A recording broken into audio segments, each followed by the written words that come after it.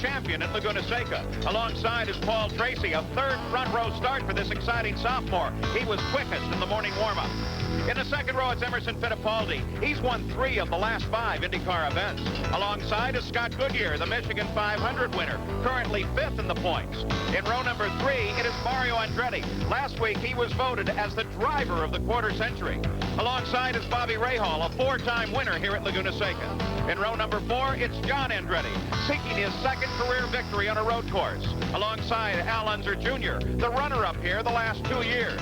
In row number 5, Scott Pruett, his final drive for True Sports Racing. And alongside is Eddie Cheever, taking his final ride with the Chip Ganassi team. In row number 6, it's Mike Groff, driving for A.J. Foyt and Jimmy Vasser. In row 7, Raul Boisel and Scott Brayton. The 8th row, Danny Sullivan and Stefan Johansson. Ted Trappis is inside the 9th row with Eric Bachelard alongside.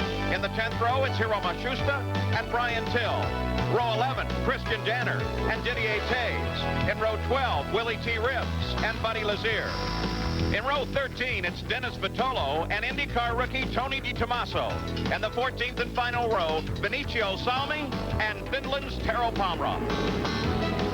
Those are the drivers. Here is the challenge, this wonderful course here at Laguna Seca. Lots of uphills, downhills, and plenty of character. Laguna Seca is an interesting mixture here of slow, medium, and high-speed corners. There are numerous surface changes here also. And in fact, the older surface is very abrasive and wears these racing tires out at an alarming rate.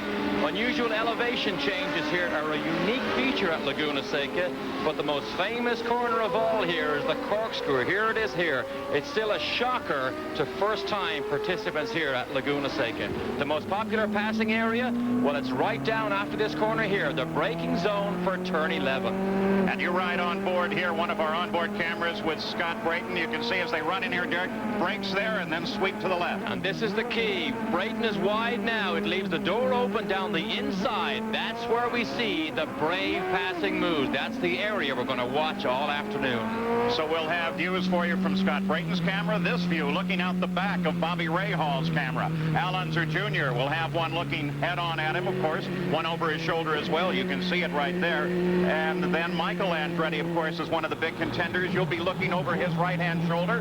And we also have a second camera, which is mounted looking rearward along the left side of his car. So plenty of onboard camera coverage for you here today. In the pits, of course, we have Jan Bikas and Gary Gerald. And for some last-minute updates, let's start with Jan. That's right, Paul. A quick update on the Walker Motorsports crew and Scott Goodyear. In the final morning warm-up this morning, they blew an engine. That's 2 this weekend. They changed that engine in 1 hour and 13 minutes. They will not know for sure until the green flag flies whether everything is okay with that. They're waiting here to find out whether that Chevy A will do the job. Let's go down to Gary Gerald. Jan, we've talked a lot about the pressure on the drivers in the championship hunt. It sounds like a cliche, but the pressure is felt by every member of the team on this side of the pit wall. They know that if they can get their driver 1 or 2 second advantage here on pit road in the 2 expected stops today, it could be the difference between a championship or an also-ran. It's electric down here as we get ready. They'll be coming down the hill and turning round corner 11, headed for Nick Finoro in a green, Paul. The excitement builds as this season comes to its climax now. The weather couldn't be better. They talked about this course as a possible Formula One circuit in the U.S. You tell me there aren't Formula One fans here? As they wish Michael the best as he moves to McLaren in Formula One for next year. What we look ahead to, 84 hard-fought laps. Race record on this, a newer circuit for the past couple of years, 103.6 miles an hour. We expect the stops at about lap 33, though they're open all the way to 35. How do they do on natural terrain circuits? Michael Andretti, here's how he's done this year, and then Bobby Rahal.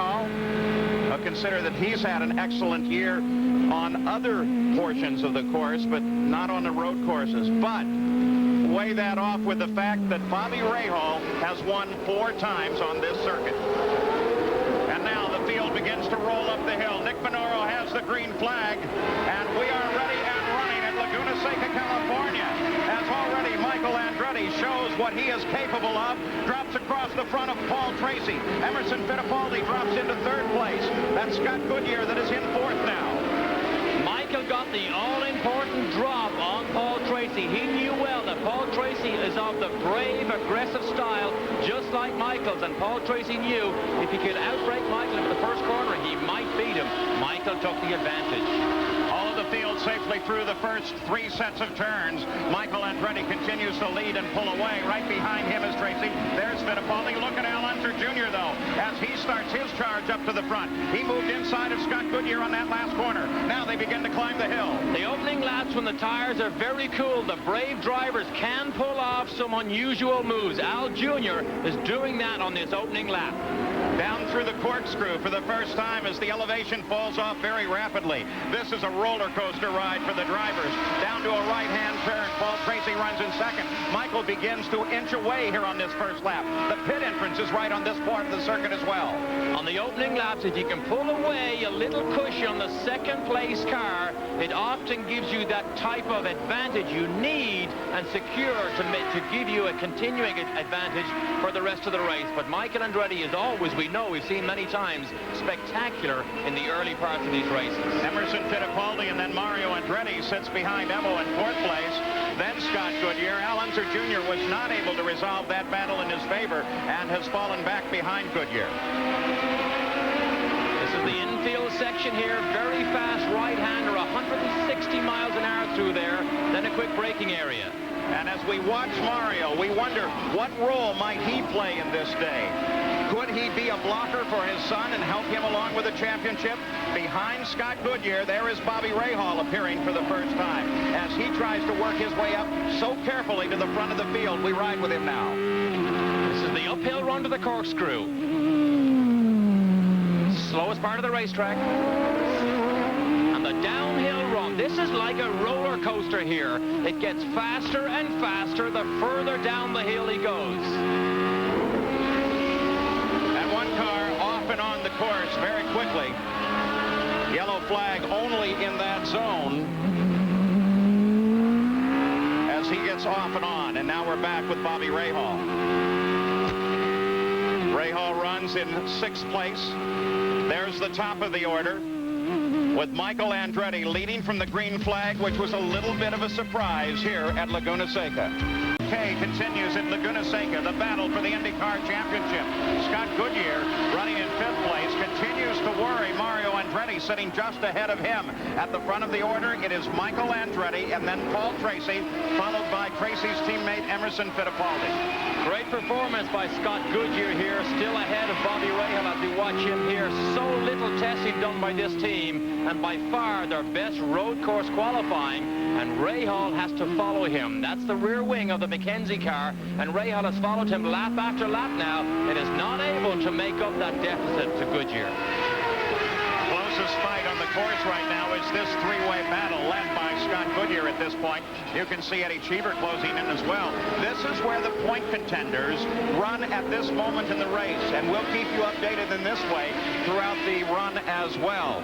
Bobby Rahal, of course, running where he is, really has to move up because Michael Andretti is in the point-scoring position at this moment. Now, something we're going to watch for here is all throughout the testing that the teams did before race weekend here, they found that the tire wear was phenomenal, particularly on the older surfaces that they're on right now. It's very abrasive. It wears the rubber away. So everybody is mindful that the handling may change on these cars. So they're going to let things settle down and see how good or bad the handling becomes on these individual cars. Report from the course marshals earlier that Eddie Cheever there in the 9 car got together with Scott Pruitt in the opening lap, so we're watching his car for possible damage.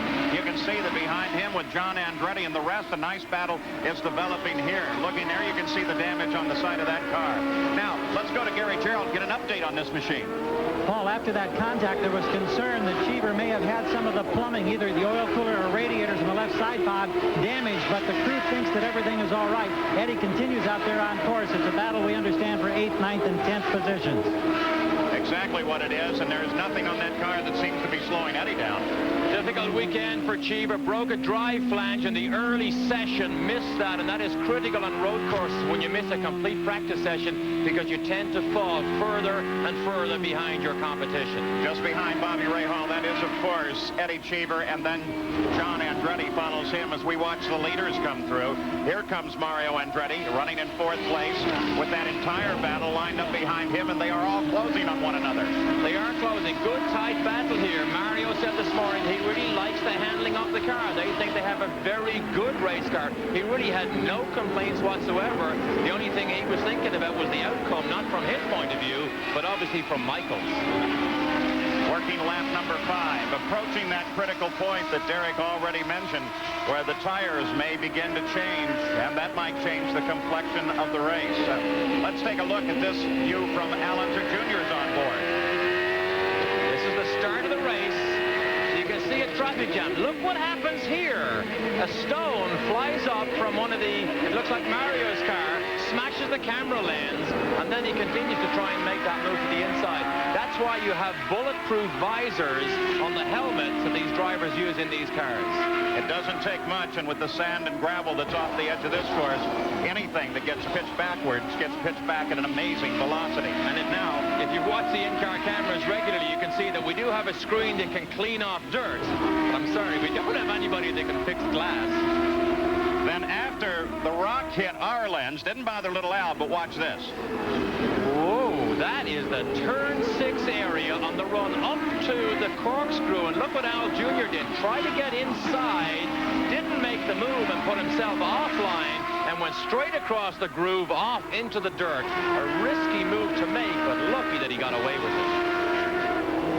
At the front it remains Michael Andretti being chased now by Paul Tracy, and Paul is beginning to close in. This is the 13th time this year that Michael Andretti has led the opening lap of the race, and he has not given up that position since the green flag now 7 laps ago. Let's go pit side again. Jan Beekes. Well, Paul, the Newman-Haas team had 2 agendas in qualifying. One was to make sure that Michael Andretti got pole position, and secondly, to make sure that Mario Andretti out-qualified Bobby Rahal. Later on in the race, that could be very important. Not to say that Mario would block him. However, obviously, if you drive a car in a certain way, it makes it very difficult. It gives him another player in the championship. So as far as Newman-Haas is concerned, everything exactly according to plan so far. Paul? One of the spectators here this weekend is Nigel Mansell, who will step into Michael Andretti's car for next season, the reigning world champion in Formula One. And one of the things he mentioned last night at dinner to me was that he really enjoys the camaraderie, the easygoing spirit of this, and the fact that most of these teams don't race as teams, they race as individual cars. But today at Newman-Haas, we could see some teamwork. Oh, absolutely. We can see teamwork. Remember, these championships are so vital. We touched on it in the opening. There is such a huge amount of financial benefits that goes to a team that is on top. Everybody likes to follow the winner and the team that's on top. Well, Michael's on top now, but look at Tracy, inch ever closer as these laps go on here. 8 laps complete. Michael Andretti has led from the green. The championship battle continues. At this moment, it is being controlled by Michael Andretti. From here on the Monterey Peninsula, the beautiful 17-mile drive, and this is the famous Lone Cypress standing alone out on the rocks at the edge of the Pacific Ocean. Inland, it's this battle that continues with Paul Tracy trying to catch Michael Andretti.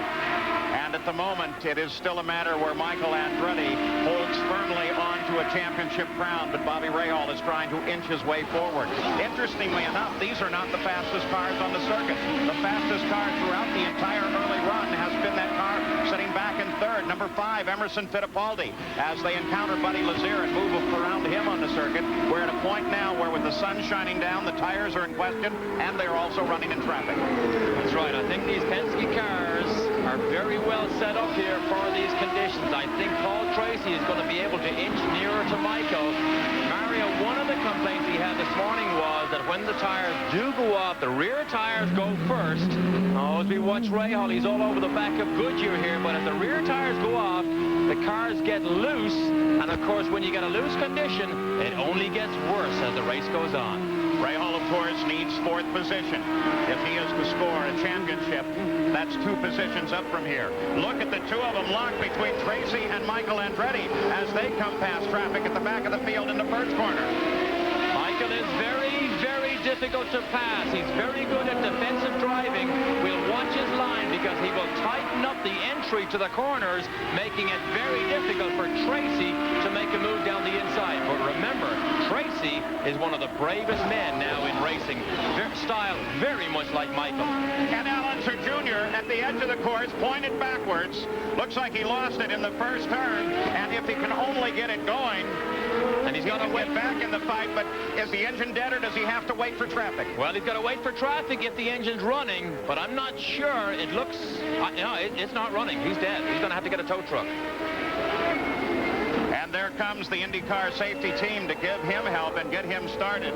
But this could be the final moment for Allenser Jr. in any bid at all he may have had for the championship. He was running 10th. He's falling further backward. They did such a good job all year to bring this new development Galmer car, but as we watch him here, the championship is going out the window. And look at little Al. He says, go, push me, get me out of here as fast as you can. They've got him started. The engine restarted quickly. That was very lucky on a warm day for little Al. He's back into the fight. That's one of the nice things Mansell will enjoy next year. If ever he spins and stalls the engine, he can get a push start. In Formula One, your day is over if you stop the engine. So now 12 laps are complete. Michael Andretti is still the leader of the race. An interesting report that Paul Tracy very soon may head for the pits. If he does so, it would be plenty early, and that would mean that the question about tires is finally a very real problem. That would be an interesting piece of strategy. We're going to have to wait to see what happens, but definitely in a traffic situation, Tracy lost out to Michael. Let's just watch now, if they both stay in clear road, how long it takes Tracy to claw back up to the rear wing of Michael, if he's able to do it. Moving toward the pits here is a strong commitment. There you see Roger Penske and the team waiting for Paul Tracy. He would have to swing way wide on the exit of this corner, which he does, and he heads down the pit road. His pit is just around this corner. Gary Gerald is there. Paul, you talked about the tire wear. This is visual evidence. This is very early. They're now committed to a 3-stop race. Tracy watching intently as Penske gives him the hold sign. A problem momentarily at the left front. Now everybody's clear. He comes off the jack in 10.7 seconds. Excellent stop for Tracy. Spectacular performance by that Penske crew. Of course, they're among the best. Gary Breon back there working the right rear. Another car under tow at the edge of the course in the first turn, and you can see Paul Tracy rejoins in that battle at the bottom of the top 10.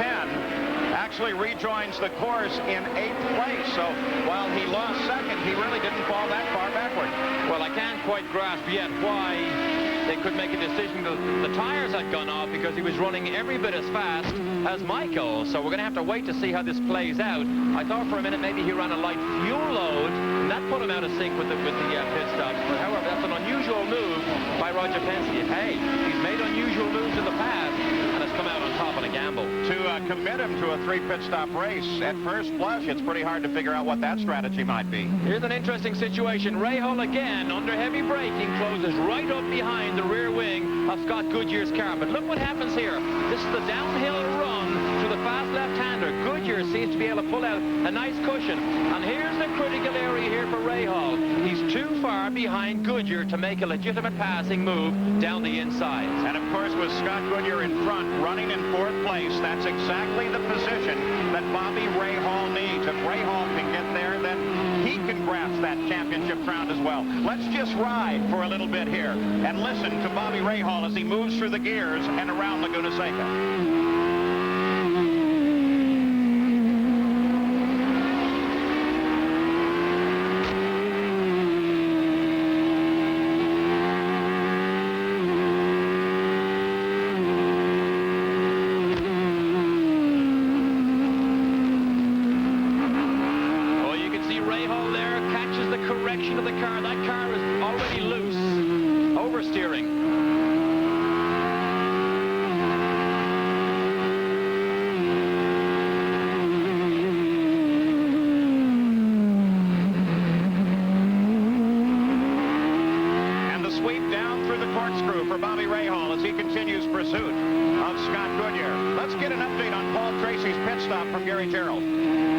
Concern about a possible flat spot on the tires for Tracy. They pulled the set off. We could see no visual evidence of any flat spots. They've looked the tires over. He was concerned. They've retired him. As we mentioned, it's committed now to a 3-stop race. That's why they were in early. So to Jan Beekes. Well, Gary, you talk about flat spots. We've checked in with the Gallus Craco crew. Allenser Jr. stalled because he spun. They laid out new tires, expected him to make a pit stop to replace those flat spotted tires. Alonso Jr. did not come in. He did not want to commit himself to a 3-stop race. He's still obviously a championship contender, feels that a 3-stop race really takes you out of the running. Paul? So, with that change at the front of the order, Michael Andretti leads, and Emerson Fittipaldi is second. Just to follow up on what a flat spot is, if Paul Tracy locked up those brakes, he locks the wheel in one position, it rubs off the ground, rubs a flat spot on the tire, and you get a bad vibration. Well, Paul Tracy rejoins the fight in 8th place. It's John Andretti that is just in front of him, and then that battle that is Cheever, Rahal, and Goodyear sits about 100 yards ahead on the course. Paul Tracy now has to make up time as best he can as he sweeps down through the corkscrew. At the top of the order, Michael Andretti is still very much in command here, but Emerson Fittipaldi has been the fastest car on the course thus far. Processing 300 with Michael Andretti being chased by Emerson Fittipaldi, and you can see the intervals there down behind the leader, Michael Andretti. Fittipaldi 63 hundredths of a second back, 17 laps of the 84-lap scheduled distance complete. Paul Tracy in and out very early on, thinking that he had a tire problem, but one they have not yet been able to identify. Nevertheless, they changed the tires on the car. That let this man, Emerson Fittipaldi, move up into second place behind Michael Andretti, and both of them have been working their way through traffic the last several laps. And traffic definitely plays a part and is playing a part right now. Emerson, in fact, is a lot further back from Michael than he was earlier because he got caught behind Alonso Jr. on the run uphill to the corkscrew. Al Jr. not having a good day because the leaders easily blew him off. And Bobby Rahal sits just behind Scott Goodyear. You'll get a glimpse of him here in just a moment. And Rahal in that position, if he can move to 4th, then the championship would be his at the end of the day. He needs only the 4th place, as we had mentioned at starting. This car, Emerson Fittipaldi, number 5, has been turning laps above 108 miles an hour. The fastest car on the circuit by far. He has the fastest lap of the day at 108.5. And the average speed of the leader, Michael Andretti, has been 106.8. That's 3 miles an hour faster than last year's track record. And Emerson chasing Michael, trying to make a pass for the lead. We've seen that earlier this year. We've seen how difficult it is to make the pass. And the more this goes on, the more the onus of the race outcome falls to the pit lane, to the crews, because very often, we've said it in the past, the pit lane and the crew, how well they work, can actually help or hinder whether you make the pass or not. So Michael Andretti runs at the front of this field. The last race of the season concludes IndyCar racing for Michael as he moves on to Formula One for 93. Gary Gerald discusses the sentiment that goes along with Michael's last race. It's a strange feeling, you know, it's a mixed feeling. I love IndyCar racing, I love the people in it, and I've loved driving for Carl Haas and driving with my dad as a teammate. And it's all going to come to an end, and we're going to start something new, and hopefully it's going to be a positive step for me, but in the end I'm going to miss everybody. What has driving with your dad meant to your driving career? I think it's something that happened that will never ever be able to be duplicated again in my life. I think it's something we'll always look back on and cherish these last 4 years as being father and son team. To Michael Andretti. And by the way, everyone here is wishing Michael well. As a matter of fact, there are a number of people wearing giant buttons that say good luck in Formula One, Michael. You've seen the signs all around the edge of the track. While they're going to miss him, they're very excited that he has this opportunity. Look at Bobby Rahal as he ducks inside of Willie T. Ribbs and continues his battle with Ribbs' teammate Scott Goodyear. And Michael's official season in Formula One will start next month in November in a test at Silverstone. And I told him this morning I'd like to talk to him afterwards to see how his neck is, because Silverstone is such a fast racetrack. Michael was very physically fit 2 years ago. He was in a full exercise program, and then he backed off it a little bit. Not to say that he doesn't look fit today, but he's not quite as muscular around the neck and shoulders, and he may need that again when he gets to F1. He won't like you saying that. but he can do it. Did he buy you dinner last night? What I said is that he knew how to do it. No, Michael, I think, went home very early last night to prepare for today. Rahal looks to be fighting the car. Oh, this is a great battle again, and again, the corkscrew is where they close up, but now look at Goodyear. He has to cope with traffic here. This is our favorite turn 11 spot. Oh, Goodyear shoots down the inside. Very carefully, they move down the inside as well and have to move around the slower traffic just behind them, but both stay in contact as they climb the hill across the start-finish line and alongside the pit. This is getting dicey here. Now remember, Goodyear's position is the safety comfort zone for Rahal. If he can get that position, he will win the championship, irrespective of what anybody else does. Now look ahead, out of this camera, the car in front on the right there, Scott Goodyear, because they're reporting we've got a car into the wall. It looks to be Scott, no, that looks Brian Till. Brian Till has caught the barrier up at the top of the hill coming as you begin to climb up toward the corkscrew. But the report, what I was going to say, is that Scott Goodyear, the corner workers, are reporting a possible fire at the back of his car. Remember, Jan Vikas told you earlier he had a similar problem in the warm-up this morning.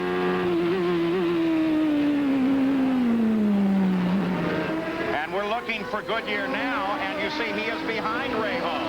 So while the situation with Till occurred, Rahal was able to get around him, but it may not have mattered because we do anticipate a black flag to Scott Goodyear to tell him to come into the pits, and that's exactly what he's doing right now, to take a look at the back of that car. So let's watch as he comes to a stop and see if we can see what the officials were looking at. You see one of the IndyCar officials jumping down right there. There is Billy Camphouse and another IndyCar official as they swarm at the back of the car, fire extinguishers in hand to make sure that this is not a serious problem. This, of course, is exactly what Bobby Rahal needed, though Rahal did get past him on the course. It was because Scott Goodyear was already slowing down. And now the crown changes hands. Bobby Rahal is in the position to leave this day as the champion. Difficult situation for Goodyear. Remember, Jan Vikas told us earlier about that huge blow-up in the morning warm-up. That was only a couple of hours ago, and that, unfortunately, has probably been some of the root cause of his being possibly out of this race.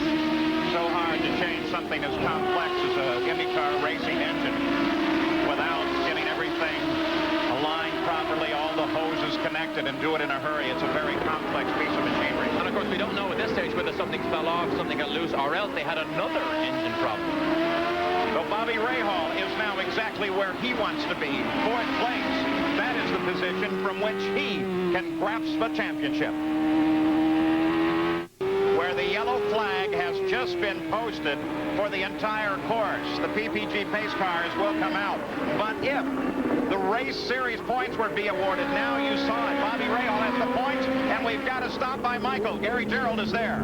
We watch with the crew over the wall. The full course yellow caught these folks by surprise. They're a couple of laps earlier than we expected. We see no changes on the configuration at the front wing for Michael Andretti. Everything routine with the new tires and fuel, and he's gone. 13.2 seconds, and Michael Andretti is away. Emerson Fittipaldi takes a little longer, almost 16 seconds, 15.8. And here is Bobby Rahal, Jan Vikas. Bobby Rahal puts it right down on the marks. The crew has been awaiting this. They have made tire pressure changes, Paul. That means that Rahal has radioed in with a handling problem. They let some air out of the rear tires. They're waiting for the last bit of fuel.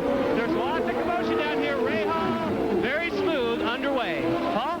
Mario Andretti came out of the pits, and right in front of him, Paul Tracy roared out as well. So everybody at the top of the order has made their first stop of the day. Paul Tracy has made two, but despite that, Tracy came out of the pits at least in fourth place. Well, talk about harem-scarem time. It can happen anywhere, going into the pits or coming out. Emerson almost got the rear wheels. Watch this under acceleration. That's Mario Andretti behind him. Emerson drops the clutch, gets it sideways. Now look at the rear wheel of Rahal's car.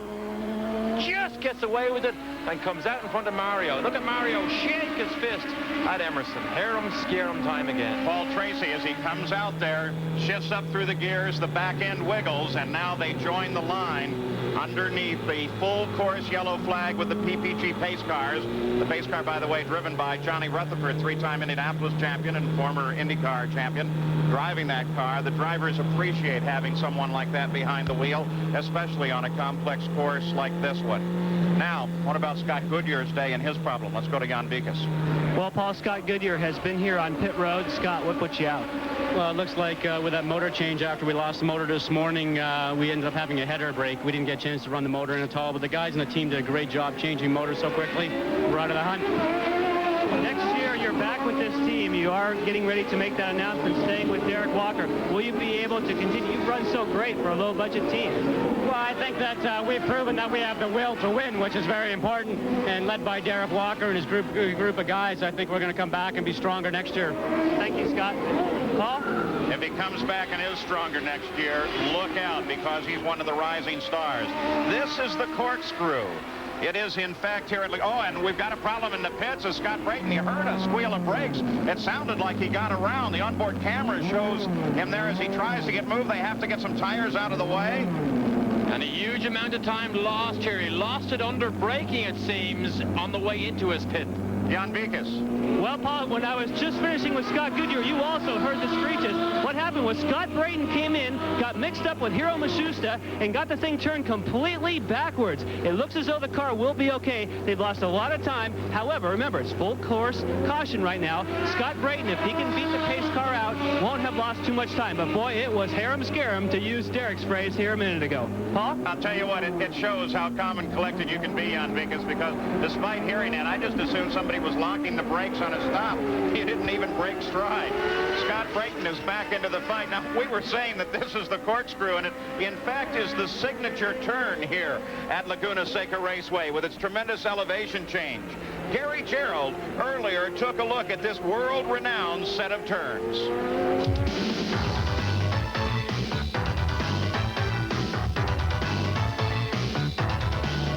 There are three critical factors that a driver has to be aware of and conquer every time he challenges the corkscrew on every lap here at Laguna Seca. The first of them relates to the blind entry here at the top of the hill. Keep in mind that the cockpit is only 16 inches off the asphalt. As he makes that initial turn to the left, the outside or the right front wheel wants to lift in the air, and for a split second the driver can't really see the line that he wants to pursue. And then he has to apply the power at the precise moment so he doesn't get excess wheel spin at the rear as the car lands and settles into place. Second thing he has to be concerned about is this curbing right here. Run a wheel up against the curbing, you disturb the balance of the race car. Not only do you lose time, but you run the risk of losing control. Third thing the driver has to be concerned with is this dramatic change in elevation. From the top of the hill at the corkscrew entry to the bottom at turn 11 is a fall of 160 feet. That's the equivalent of a 16-story building. Driver will negotiate this series of curves in just under 3 seconds. Watch how quickly this ball picks up speed now as it slides down through the turns of the corkscrew. Some drivers admit that they love the challenge of this twisty corkscrew. Others say they loathe it. But love it or loathe it, there's no question. The challenge of the corkscrew is unlike any other road course anywhere in the world. And as a matter of fact, in today's terms, if they were to build that track today, they wouldn't build the corkscrew, would they? All right, we're watching Scott Brayton. This was as he came into the pit area under this full course caution just a moment ago, and this is what happened to him. You heard him accelerate, and then when he got on the brakes, he locked up the rear brake, and immediately the car does a 180. Here it is again. Now he's following traffic in. But remember, this is still part of the racetrack in a way, so you gotta not, you don't want to lose too much time. Locks the brake right here. That's it. It's all lost. Does the 180. Look how much he missed the crewman on Matsushita's carbide. And as a matter of fact, since that is a team car, that crew was able, in fact, to come around and give him some help. So now we continue under full course caution for Brian Till's accident. We'll be back for the green. Something to drink, sir?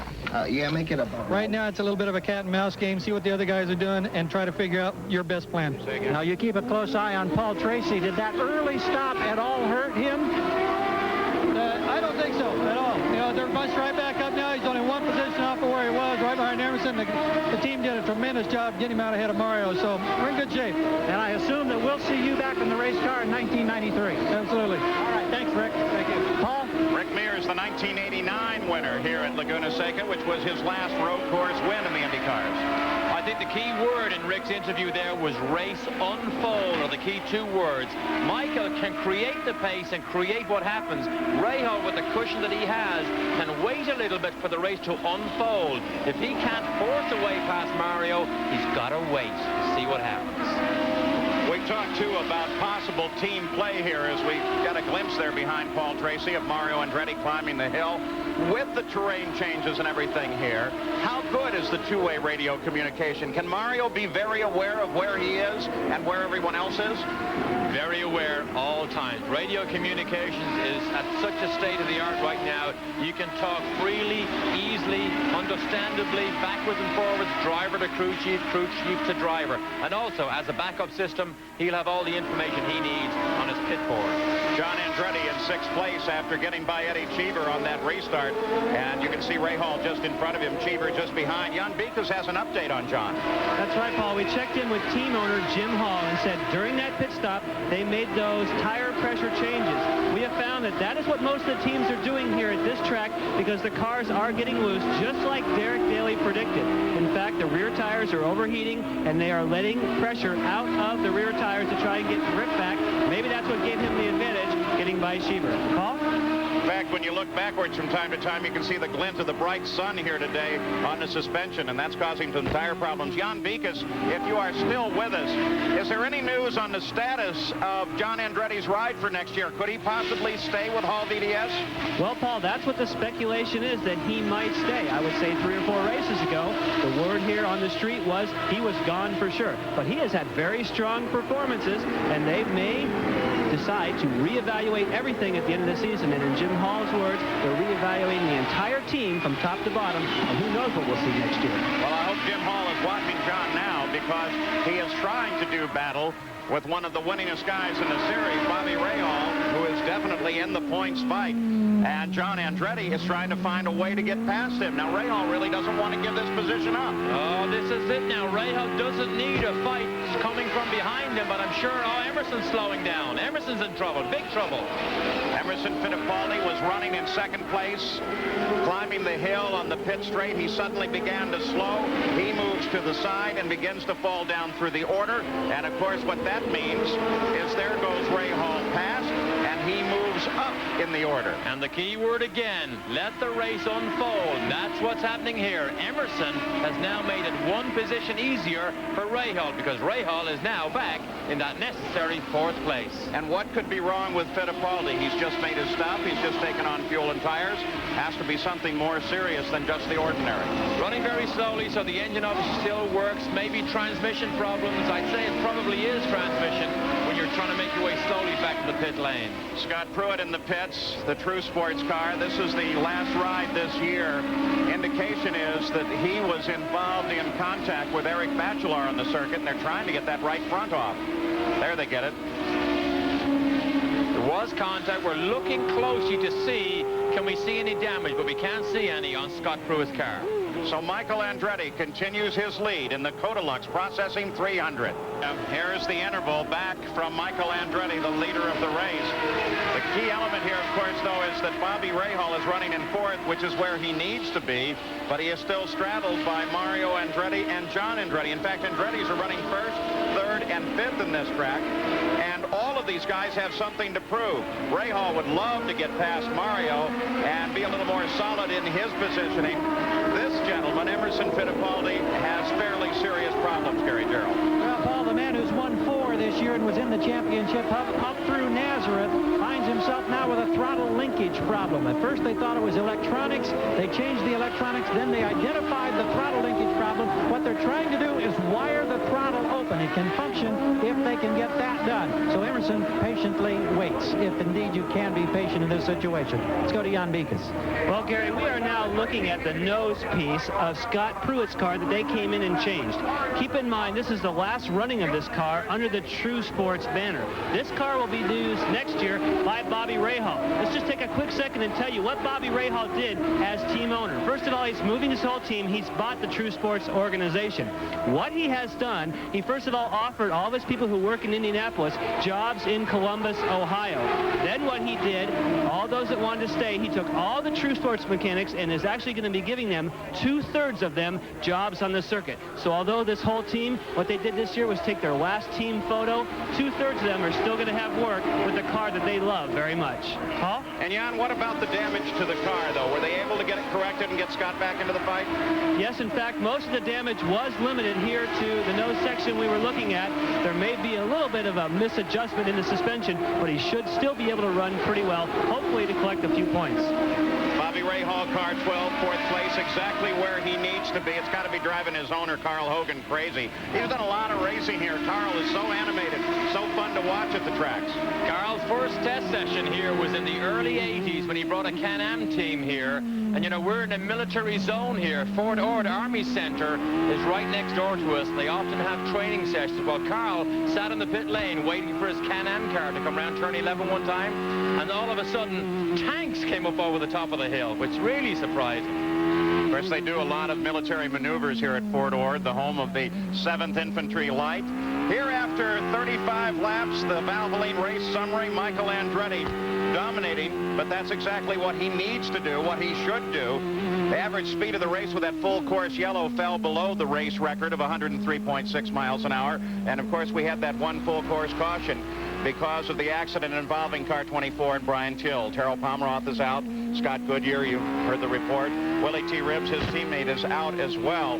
And we are still waiting for a full update, though we believe it to be good that Brian Till is okay. As soon as we get the official word from the IndyCar Communications Department, we'll let you know that as well. Emerson Fittipaldi is back on the track. You talked about wiring the throttle open. More wiring the throttle so it'll work. It's certainly not a full open throttle. Oh, no. It would be impossible to drive these cars if you did not have the throttle retard fully whenever you take your foot off the situation. So it obviously wasn't transmission. However, it was a mechanical failure in that throttle linkage system. We give you now the full field rundown, and Emerson Fittipaldi comes back into the fight well down in the order in 24th place. Gary Gerald on the throttle on Emerson's car. You have an update.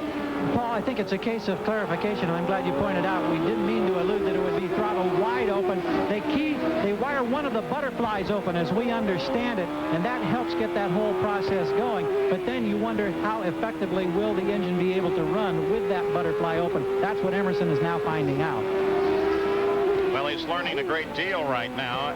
By the way, the report from IndyCar Communications, Brian Till, was taken to the IndyCar medical coach here on the track for observation, but the first report is that he is all right. So Michael continues to control the event here. He's very, very good under pressure, not prone to making mistakes at all when he leads races. So now it's up to Tracy to try and claw his way back up to him. However, at the moment, he's a long way behind, over 3 seconds. Michael Andretti doing everything that's necessary for him to find a championship. At the moment, it's not good enough, despite the fact that he leads the race by a full 3 seconds. Number 1 in tires. And now at the halfway point in the Kodalux Processing 300, we look at the interval leaderboard. Michael Andretti has remained about 3.6 seconds ahead of Paul Tracy for the past several laps. There is no contest currently at the front, despite the fact that Mario Andretti and Bobby Rahal are running that close together. It seems that Bobby seems content with 4th place, which is the position he needs to leave this race with the champion's crown. Now let's take a look at what happened just a few seconds ago. Keep an eye on 47, Brian Till. Jimmy Vasser tries to slide down the inside of Christian Danner under braking, and watch what happens. Again, he locks the rear brakes. Right here, rear brakes lock up, gets it sideways, now it's lost. Look at Danner. He almost collects Danner on the way, but then Jimmy Vasser backs it off the curve, and that's why the record truck had to go out there. Thinking about the accident to Brian Till, it is, of course, Jimmy Vasser, who, by the way, has tremendous success on this course and is very well known out here in California for all of his racing exploits. Again, they're looking for a good season again next year at Hey-Ho Cole Racing, and they may just get engines and chassis from some of the front runners, and they're looking for a possibility of some Ford power. They did get Jimmy Vasser push-started and back onto the track without incident. Rick Cole, one of the co-owners, of course, famous for the Rick Cole car auctions, is one of the owners here. He said, yes, there are big plans and exciting plans for this team next year. And Jimmy Vasser, as a driver, is held in very high regard by a lot of people, and I believe he has been supported so far, I think, by Rick Gallis a little bit. Exactly. And by the way, since you mentioned Rick Cole, at the Palm Springs Vintage Car Race in November, a bunch of us are going to go out and roast Roger Penske there. And, of course, all the money goes for the Corvette Museum. It's going to be a great day. It's nice when you can get Roger and he can't respond for about 20 minutes. So Bobby Rahal runs in 4th place, the position that he needs to capture the championship. We asked him, as the points leader, how much confidence he has coming here to Laguna Seca. Having, well, I guess 12 points is that's a big plus. I mean, it takes a lot of the pressure off on us. We don't have to win. I think we had to win at Nazareth.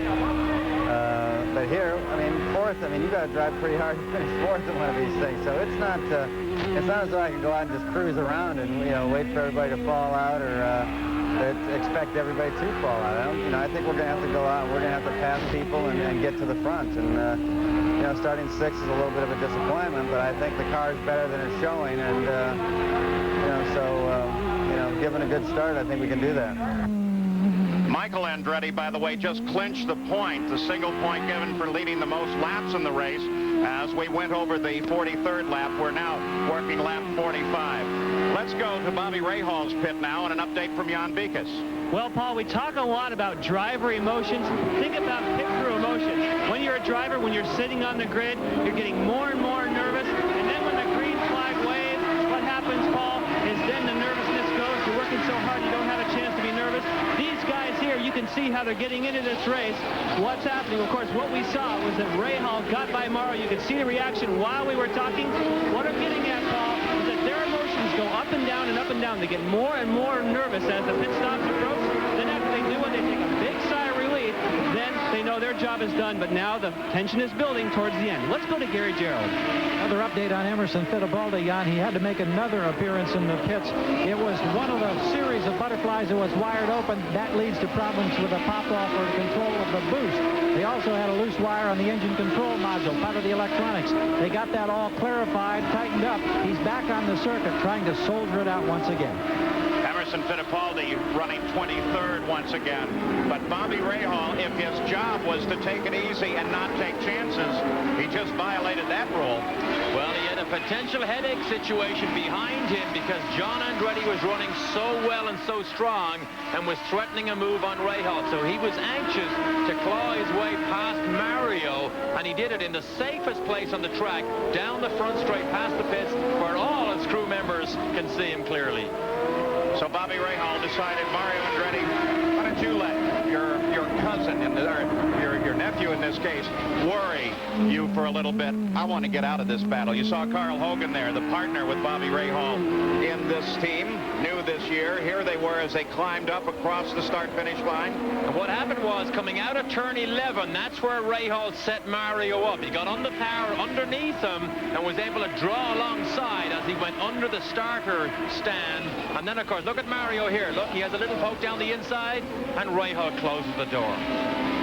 So Bobby Rahal moves forward, and here it is from his onboard camera as they come off the last corner and onto the pit straight. Okay, Mario gets held up by traffic. That's what it is. And Rahal gets on the power earlier, and now the pass is already made. It's already over here. Mario slides down the inside. Oh, look at this. Eric Bachelar's car. Well, they'll need one of those My-Jack cranes to get that car out of there now, because it doesn't have that front suspension. Eric, the former Indy Lights champion, climbs out of the My-Jack car. You can see that there is severe damage as he's brushed a wall somewhere in this section of the track with the right front. Fortunately, he did climb out without injury. and might have been contact with this machine. That's Tony DiTomaso, who is driving in his first IndyCar race, and he is down through the corkscrew trying to limp his way back to the pits. That tire could do some fairly serious damage to that car if it flails any more than it already is. You got to drive very, very slowly back to the pit lane, because loose rubber like that can destroy the bodywork and the suspension of our friend Tony's car here. Tony came from Italy to pick up an IndyCar career here, try and get it off the ground, and I think they'll probably just fix that left rear and send him out again. So as Tony DiTomaso heads for the pits, Michael Andretti continues to circle here at better than 107 miles an hour. It's an all-day affair for racers and spectators alike. You get here nice and early, get the barbecue growing, and boy, you can have a great day here. Lots of good food, plenty of California sunshine, and right now, a spectacular race. Well, here is where the points leaders, the men in the fight, are running right now. Bobby Rahal in third. Michael Andretti leads the field. Al Unser Jr., after getting restarted, still sits down in 11th place. And the points as they stand now, well, if the World Series points were to be awarded this moment, Bobby Rahal would take the championship. He's in exactly the position that he needs. Michael Andretti is doing everything he can, but the situation really is more in the hands of Bobby Rahal to make an error than it is for Michael Andretti to do anything more than he already is. And Michael said he needs a dream weekend, but he also needs help, because he needed Rahal to be fourth or worse. Well, he's having his dream weekend so far, as long as Paul Tracy does not begin to give him the headache. But Paul Tracy is, of course, beginning now to catch the leader of the race. Tracy runs in second place. The 18 car, Danny Sullivan, he runs in 7th place. Best indication is he will remain with Dallas Racing for next year.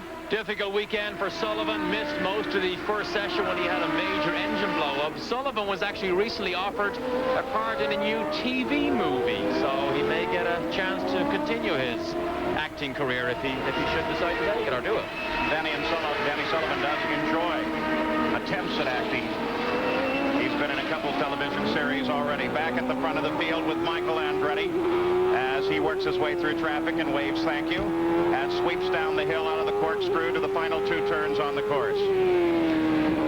Bozell, we saw him try to get under Sullivan in the braking zone, did not actually make that pass, but it's interesting, we did see Michael wave thank you to Scott Goodyear. In a flash, he's able to take his hands off the wheel, wave thank you for the courteous move of Pruett moving over, and then get on with his job again. They moved past the 10 machine, recently repaired, of Scott Pruett, putting him back into the fight, but Paul Tracy continues to work at the back of Michael Andretti and looking for an opening that he can to try and get any position that he might move past. Here's that pass moments ago between Bozell and Sullivan. Every braking area, turn 1. Bozell tries to sneak down the inside. Look at this. Look what happens. Bozell actually makes the move, and then Sullivan chops back to the inside. It's hard to slow down when you get inside somebody, because remember, you're offline, and although you get the pass made, I can almost say it, you actually have to exit the corner at the same time, which is how Sullivan took it back. One of the things that this track at Laguna Seca is used for throughout the year is the Russell School of Driving, where they put you in their Formula 4s or their own Russell cars. And that's, by the way, one of the things that they teach in that first turn. Doesn't do any good to pass him in the first part of the turn, because he's going to get you back, and we've got a car into the barrier once again. Tony DiTomaso, our friend, this is the second incident we've seen him involved in. He was obviously able to get back on the racetrack, but Dennis Vitolo, living life on the edge here, looks as if he was also involved in that incident with Tony DiTomaso. So 2 cars in trouble at lap 53, 84 laps the scheduled distance. Will the officials decide that now it is time to bring out the second full course caution of the day? We'll keep our eye on Nick Finoro and the flag stand. Let's go pit side, Jan Beekes. Well, Paul, what you're looking at right now is the orange hat of Jim Prescott. That is how Bobby Rahal knows where to stop. If, in fact, we do have a full course yellow, he will be the first person to jump out there. That's where Bobby Rahal knows to stop. His team leader runs out there. He always looks for that orange hat. Paul? And if you look backwards, you got a glimpse of it for a moment on Carl Hogan's head. There it is again. Look at those headsets, all the electronics in there. They're trying a wonderful new gadget of noise canceling. They feed noise back into the headset that's happening around them.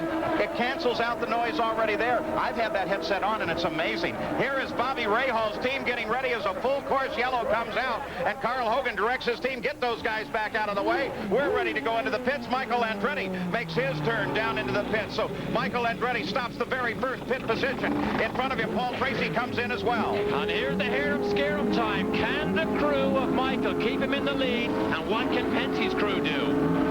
Michael Andretti on lap 53. They're taking time with the stop. They want to get it perfectly correct. There comes the fuel connector out. The team pushes him away. 15.8 seconds. He gets out ahead of Paul Tracy. Maintains his position as they come up the hill, across the start-finish line, and back into the fight. But remember, it is under a full course caution because they have two cars that need help at the edge of the race course. And here comes Bobby Rahal in, Jan Bikas. Paul, this is the final pit stop in 1992 for Rahal Hogan Racing. It all comes down to this. This could be the championship. They made a deal with Penske Racing and Emerson Fittipaldi to make sure he wasn't here. He's got a clear shot to get out of here. It's all down to the fuel. Oh, look out, there's three cars in the pit lane. Oh, Sullivan. Wow, this is incredible, Paul. Danny Sullivan right there. Andretti right there. And here comes Bobby Rahal roaring out. He did not get into the side of anybody, and that's some pretty skillful driving on everybody's part. And if you are faint of heart, do not get involved in even watching live what happens here sometimes. But John Andretti is in trouble here. John Andretti, as they bring him back to the pits, I don't know if this is an overshoot and they brought him back, or if he stalled pulling away. Here is the situation. This was as Rahal was coming out. Watch John Andretti, the number 8 Pennzoil car down at the bottom. Here comes Rahal. Mario just squeezes by. Sullivan gives him a bit of room, and Bozell slips in behind both of them. And as he does that, apparently John had to chock the brakes, kill the engine, and they had to pull him back in. Another view, same situation. There's Rahal, squeezes out. Sullivan sees him. And now look at John, has to jump on the brakes. Unfortunately, that may have cost John a position, a lot of positions, and he was trying to give Rahal the road he needed. It, in fact, drops him down to 9th in the order. Let's go to Jan Bikas. Well, Paul, I was going to give you an audio update on what happened to John Andretti, but you're so quick. You saw it there. That's what he did. He killed it and got it refired. Hopefully, he'll stay on that lead lap. Right now, John Andretti and Stefan Johansson round out the top 10, and that is the end of the leader lap. Michael Andretti is the leader of the race ahead of Paul Tracy under a full course caution. As an engine builder, I recommend for Laguna, Seca, California, the final race of the IndyCar season. You just saw the order. We are under a full course caution while they clean the race course. And during this yellow, we had a flurry of pit stops, and this was the end of one of them. And Mario just escapes. Rahal almost touches Sullivan, but as Bozell shot into his pit lane, poor John Andretti was forced to get on the brakes and kill the engine. Here it is in real. Oh, whoa! See him fly by? And now there's a lot happening to his inside, his left side at the same time. And don't look down into your rearview mirrors, Bobby. You won't appreciate what you see behind you. Now look at the way that they have lined up behind the pace car. With Emerson Fittipaldi, the car immediately behind the pace car, but he is running in 21st position. He is 4 laps off of the leader's pace, so he could become a factor in this restart, as well as in the race itself. As they sweep for the final turn, keep an eye on Fittipaldi and Paul Tracy. They could work together. Michael Andretti is between them. Michael Andretti has to look for racing room as the green flag comes out. Well, Emerson now is going to make things difficult for Michael. Tracy knows that, hopes he gets a bit of help here, but oh, look at Michael. Moves down to the inside to block that braking zone. It'll be interesting, too, to watch Fittipaldi because in the early laps of the race, he was the fastest car on the course. But as we know, he is suffering with throttle linkage problems. The butterfly's wired full open in some cases, and so he should not be nearly as fast. And the leaders should be on top of him once again very quickly and then trying to get past him. And Christian Danner is another backmarker who is involved in this leading group, and he actually moved aside, allowed Rahal to go through. So now Rahal has a clear run at Mario. So the order as they came back to the green flag remains unchanged. Michael Andretti leads the race. Paul Tracy is second. Mario Andretti third. And there's the 12 car, Bobby Rahal. He is in 4th place. Eddie Cheever is 5th. But the key is this man, Bobby Rahal. He's in the position that he needs to be if he is to finish this day with a championship crown. And Paul TRACY has been one of the stars and the revelations of this season. He only has this opportunity left to take away a win, which will be a tremendous feat. So he doesn't really care what's going on in this championship fight.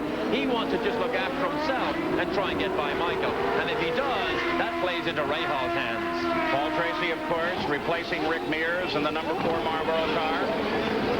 Started that replacement at the race at Detroit. His primary job with Penske Racing, though, of course, was as a testing driver. And amusing stories come out of his testing program. He'll leave here in a couple of weeks' time and go to Nazareth and do another 500-mile test. Whoa, you stay on the track, Paul. But he went to Nazareth one time. It was completely covered in snow. They took the dryer out, cleared the racetrack, and he did a 500-mile test. And all he could use as reference points was the snow. He said it was the weirdest thing, having no or 0 reference points except the snow. Paul TRACY's girlfriend, Tara, she works in the pits, keeping track of Paul's progress around the circuit. You see him go off and on like that. Is that easy to do, or does that take some doing to be able to keep the car straight and back on the track? No, it's easy for TRACY because he does it all the time. He's got good practice at it, but now, in fairness to him. What about a mere mortal like you? I can do it a few times, too. TRACY has been superb since Elkhart Lake. We saw him off the road many times at Elkhart Lake, but in fairness to him, he really has been spectacular and superb since then. Well, of course, he has about the best racing instructor in the world in the person of Rick Mears, who has been rather animated with him. He's been in, they've been talking about it. Rick is not a guy who pulls punches.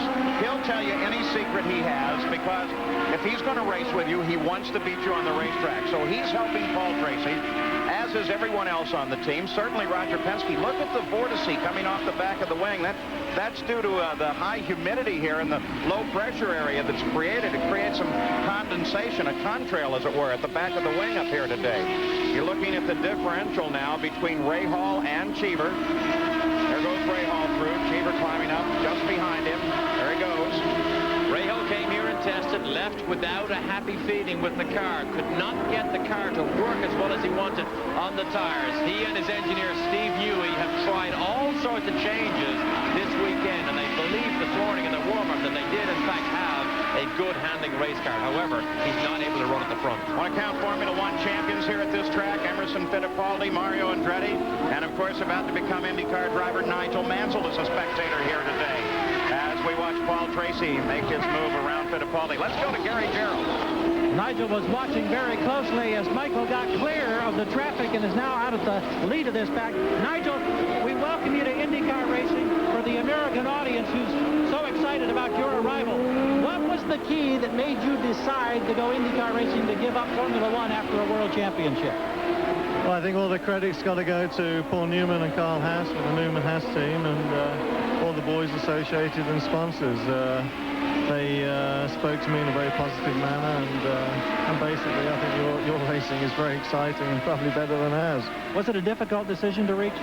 It was a decision that took a lot of commitment, obviously with moving the family and having 3 young children, but it's one that I've made and I'm very happy with. And I tell you, the one thing I can't get over being here this weekend is just how cooperative all the officials and racers are in the pit lane. It's marvelous.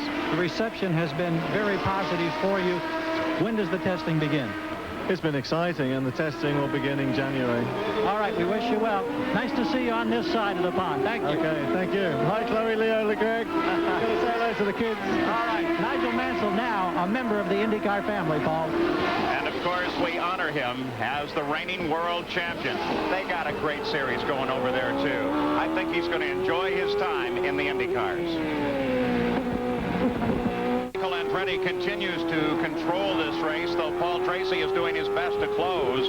Mario Andretti runs almost alone, and then Bobby Rahal, who right now has a hold of the champion's crown, is engaged in a battle with Eddie Cheever. Here's the battle at the front of the field.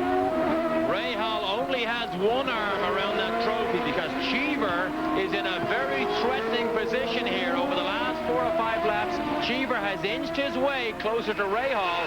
And remember, though, Rahal could get some help if TRACY manages to get by Michael. And, of course, Eddie Cheever at the same time, we look here at the points. If the World Series points were to be awarded now, the but Cheever could have a definite impact on the championship.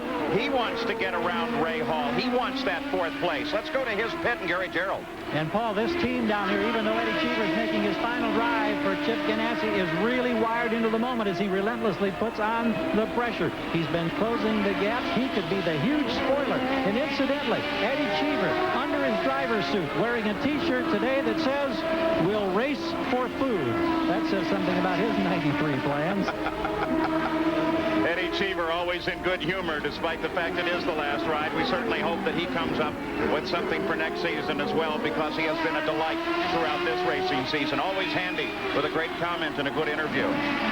The battle now between Cheever and Rahal. That fight is for 4th place, but it is a fight that could have a positive, or from Rahal's point of view, a negative impact on the championship. While at the same time, at the front of the field, Michael Andretti certainly has to be aware that Paul Tracy is closing in, but Cheever is closing on Rahal even faster. And Cheever is closing in. This is the battle that we need to watch right now. Rahal has slipped back a little bit. It's not so much that Cheever has suddenly gone faster. Rahal has actually slipped back into the clutches of Eddie Cheever. Eddie Cheever fell back 2/10 on that. You can get a glimpse there of the damage suffered to the side of Cheever's car in early contact in the race, but not enough damage to slow him down as he continues to bother Bobby Rahal. Back climbing the hill once again. And what a difficult situation Rahal is in. What a pressure situation. He has to drive absolutely flat out, mindful of who's behind him, hoping that Michael Andretti doesn't in fact succeed the way he does. And think of what he has on the line. He owns this race team. Down through the corkscrew for Bobby Rahal. We mentioned at the start of this race that Nick Finoro, who has been the starter for every IndyCar race since CART was created, will be retiring at the end of this year. Back in 1948, there was Nicky with his wife and his mom in the White House Tavern in Allentown. Nicky, of course, got into the midgets and the sprinters, and he was a great champion throughout the 50s. And then finally, his winning days behind him, Nick Finoro recognized that it was time to give something back to the sport that had given him so much. So he became a starter, a flagman. He flagged some great racing up and down the East Coast then, too. Great friends like Mario Andretti, A.J. Watson, Sonny Meyer, his green and checkered flag known to all of these drivers. They loved Nicky. They especially liked that at every race, he takes time to walk down the pits just before the start and shake the hands of each and every competitor and wish them the best. And as he leaves IndyCar racing, we wish him the best. Nick Finoro.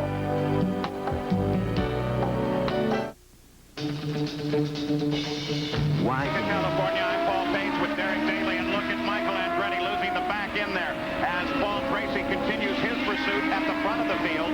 In the meantime, Bobby Rahal still has Eddie Cheever lined up behind him. No move made on Cheever's part in the last few laps. This is where the fight is right now, right at the front. And Paul Tracy, we can see his last lap was actually faster. We can see that on our computer here. He is faster than Michael, but he's got a bad run in traffic, and that can mean so much here. So Michael still continues to control the race here as we watch our race summary. Michael Andretti has led all the way. He's done everything necessary. As he came into this race, he took the pole, led the most laps. Whether or not he can score a championship depends on Bobby Rahal, and Rahal running in 4th is where he needs to be to take the championship. So Rahal at this moment is not giving up anything. The real factor will be Eddie Cheever sitting just behind Rahal, who may try to battle in the closing laps.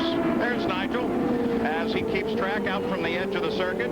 That's an illegal position. He's the only one that will be allowed to sit out there. Said when you're the world champion, do whatever you want. What sort of a pass do you need to sit on the wall like that? One that you and I don't have and that I don't want. That takes years of Formula One to earn. They climb the hill again. Paul Tracy continues to close in. Here comes Mario up the hill.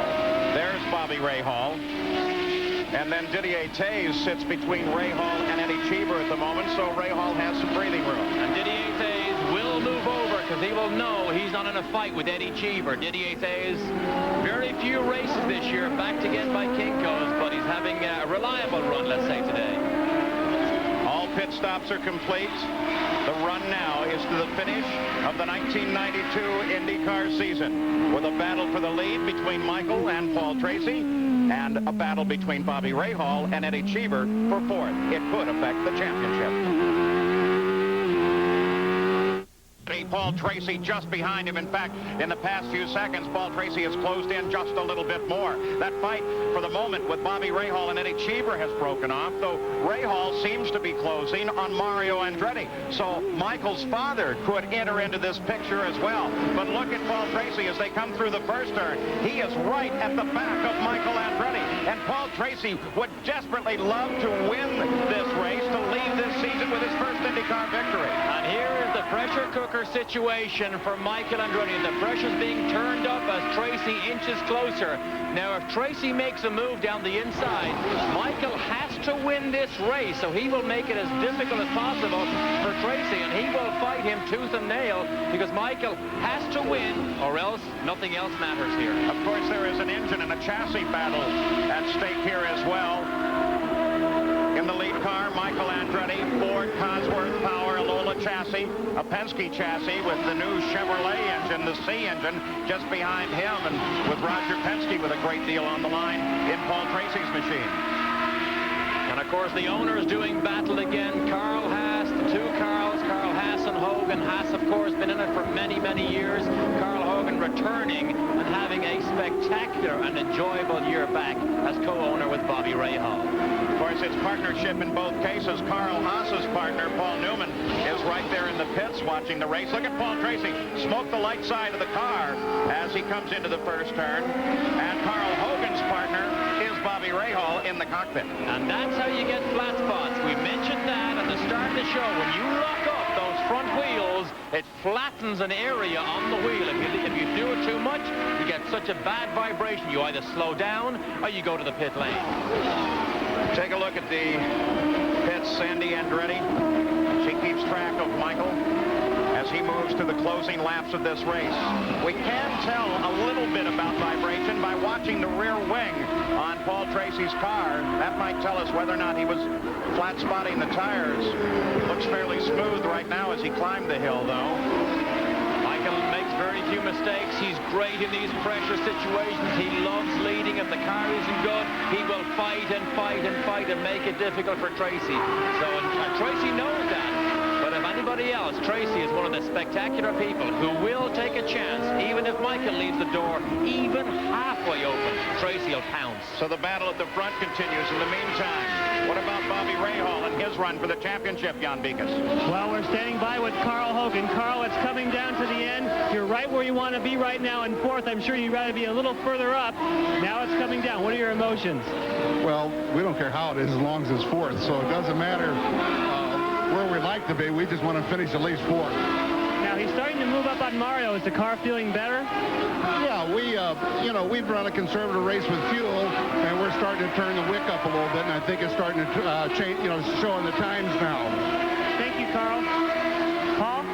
So Bobby Rahal still in fourth place, exactly where he wants to be. If he stays there, he leaves this race as the IndyCar champion for 1992. Michael Andretti, he's done everything absolutely necessary. He's led every lap here, sat on the pole, taken the point for the most laps. But it's all in Rahal's hands now. For Michael Andretti to win a championship, Bobby Rahal is going to have to make a desperate mistake. And how things can change during the year. Remember back to Indy, Michael, total dominance, came away with 0 points. And at Mid-Ohio, another race, total dominance. That's all Tracy. Jimmy Vasser. He tapped Jimmy Vasser as they came off the last turn onto the pit straight. Vasser gets going again. Tracy got going right away. But that ended that battle in the front, and that's just the kind of thing that could affect this other battle. Because if those cars are sitting in front of them, if they roll to a stop on the course, then all of a sudden, Bobby Rahal could have been there. Now we need to see, has Tracy damaged the front of his car? Oh, it doesn't look too bad. Oh, he's off the road again. Yes, he did damage the car. Something's wrong there, right front wing. Look at it. He's got an understeer situation. Tracy, his challenge to Michael is now over. So in the closing laps of this race, Paul Tracy makes a mistake, and in doing so, takes the pressure off of Michael Andretti. But the battle remains for the championship. Will Bobby Rahal come home the victor? We'll be back to watch the final moments of the IndyCar season for 1992 right after this. Jimmy Vasser in turn 1. He finally got it to a stop on the backside of the course. Now, Michael, this is turn 11. Michael slides by. Tracy hopes that Vasser gives him enough room. Now, watch what happens here. Vasser turns in. Tracy is there, breaks that front wing. Tracy no longer has the downforce he needs on the front of the car. And that caused his accident. Cost him as he came up the hill and ran off the course. So he will watch the end of a race that he may have won. At the front of the field, that leaves Michael, then Mario Andretti, and Bobby Rahal in third. In third place, there is no question, as there was in fourth, that Bobby Rahal can end this race as the IndyCar champion, his third IndyCar championship. The team, as they applaud each time he comes by, still is hoping, but still not sure that this race is over. The season has been so tight this entire year, and it's come down to these very final laps. They come onto the pit straight again. Watch the team. 2 laps to go. You saw Debbie Rahal hold up the fingers. The team, quick applause. Rahal flashes past, heads for the first turn. In third place, no one in challenge to Rahal now. The Andretti family looks like they're looking at a first and second finish, with Mario chasing his son to the flag. Down in the Andretti pits, they did everything they could possibly have done, but it was not enough. Gary Gerald is right there. Paul, normally with a team running 1 and 2, it would be euphoric down here, but you don't get that sense in this pit today because they know that the championship is about to slide through their fingers. No opportunity to repeat. So what an irony. Michael and Mario going to go 1-2, it looks like, as we're in the final 2 laps, and yet there's no jubilation. The things, the anticipation you normally expect, not here at this point in the Newman Haas pit. Michael Andretti comes down the hill just in front of him, the 16 AMAX car. Stefan Johansson, who has wrapped up the Rookie of the Year honors and will be driving that car for the remainder of the season. Here, car for the remainder of next year as well. He signed on with Tony Bettenhausen for next year. On to the pit straight one more time, completing the lap there underneath the bridge. Michael Andretti looking at a flag-to-flag win as the white flag comes out indicating one more lap to go, but still he must be so very careful. Johansson lets him pass. Bobby Rahal comes past and down into the first turn in third place and on his way to an IndyCar championship. To lose it now, something desperate would have to happen at that particular race car, dropping him well behind, and that is not likely. Well, the only part of Michael Andretti's dream weekend that didn't fall into place was a lack of performance by Bobby Rahal. Otherwise, Michael has done everything possible, and I said it earlier on. Remember also, Mid-Ohio, total dominance, 0 points. How the whole season can come down to just one race, but really you have to look back on the full season to get the full picture of what happened in this championship. On the last lap, no one in contest with Michael Andretti. He has passed Stefan Johansson. He has clear sailing for the 5th time in his IndyCar career. He is looking at a flag-to-flag win, a clean sweep. Down heading now for the final corner and the pit straight, and turning up toward Nick Venaro's final checkered flag. Michael Andretti on the pit straight now. A perfect day as he takes the win for the Newman Haas team in the Kmart, Texaco, Haviland, Lola. Now here comes the new champion as Bobby Rahal raises his fist in salute to his pits, and he takes the checkered flag as the champion for the IndyCars in 1992, his 3rd IndyCar championship. Well, take your hat off and admire this group of people here. A new team, essentially a new team. Look at the jubilation when Carl Hogan comes back to IndyCar racing, and he will be in tears at the success that this team has had this season. Congratulations to him and to Bobby Rahal. It was a team that really played the percentages. They took a tried and true combination, the older Chevrolet engine and the Lola chassis, and carried it to the end of the season. Let's go to Jan Beekes. Carl Hogan, congratulations on the 1992 championship. I don't know if I can speak. I'm so happy. I just can't believe it's happened because we worked so hard, and we've achieved our goals, and we've had a safe season, and it's been wonderful. Paul, I think those emotions speak for themselves. A wonderful end of the season for a wonderful man, a true gentleman. And as we've watched him throughout the season, you've seen he is a man who truly enjoys the racing. Time and time again, he will say, "Isn't this great?" And take a look. That is the 2nd closest points finish in IndyCar history.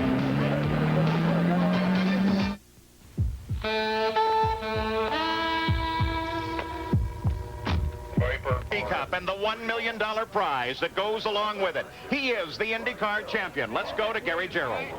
Well, the handshakes, the hugs, the co-owners, Bobby Rahal and Carl Hogan, the emotion, wow. The new champion is crowned, Debbie Rahal, a jubilant crew, and now he goes to work with the helmet. The man who won here 4 consecutive years in the 80s. Today, knew that he couldn't take the big chances. He had to be in the top 4. He managed to do the job. They wanted to win, but with Michael setting that torrid pace, he was able to hold off Cheever. And Bobby Rahal, another championship right now, goes into your pocket. What are the thoughts? What are the emotions? Well, all I can say is it must be destiny because, you know, the car was good enough but not great today, and it was just enough to be in the top 3 or 4. And, you know, it's just a testament to my crew. They did a wonderful, wonderful job all year long. And I'll tell you, in your first year of having your own team, you win the championship. You know, I can't imagine what could be greater. How much doubt, how much concern was there when Eddie Cheever started closing in and he was right behind you and you knew you had to be at least 4th or better? Well, we were kind of playing it easy still on fuel, and, you know, you weren't, I mean, I tried to catch, I caught Mario and got ahead and we lost it on the pit stop. You know, but as I say, the car, everything ran beautifully, so I can't complain. It's a great moment. Carl Hogan's got a hat that he wants to put on Bobby Rahal's head, and I bet you anything it's going to say something about the 92 championship. There it is. It proudly goes on. Congratulations again. Thank you very much, Gary.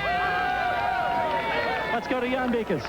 Michael Andretti, you did absolutely everything today. You put it on the pole yesterday. You ran flawlessly, but not quite enough for the championship.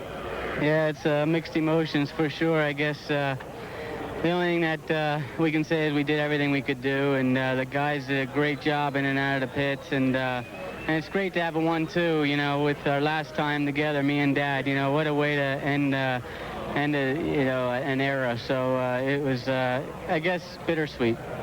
Now, you now are looking forward. Obviously, I know that's not in your mind just yet, but this was your final IndyCar race. You're moving on to Formula One. Your thoughts on that? It's a bit of a sad moment at the moment, you know, because it is the last time I'll be driving with Dad and driving Indy cars. It was a bit emotional at the start, but, you know, we have to look forward and, you know, hopefully things will work out for us over there. Well, you know, Paul, there's tears in his eyes. He loves this IndyCar racing. We'll wish him well in Formula One. Paul? As many fans will miss him here, but we wish him victories in Formula One. 3 Andrettis in the top 5. Michael drives a perfect race weekend, takes the pole, leads all the laps, and takes the win. His father comes in right behind him as we look down through the entire order of the final standings as the championship goes to this, the very last race of the IndyCar season. And what a race it was.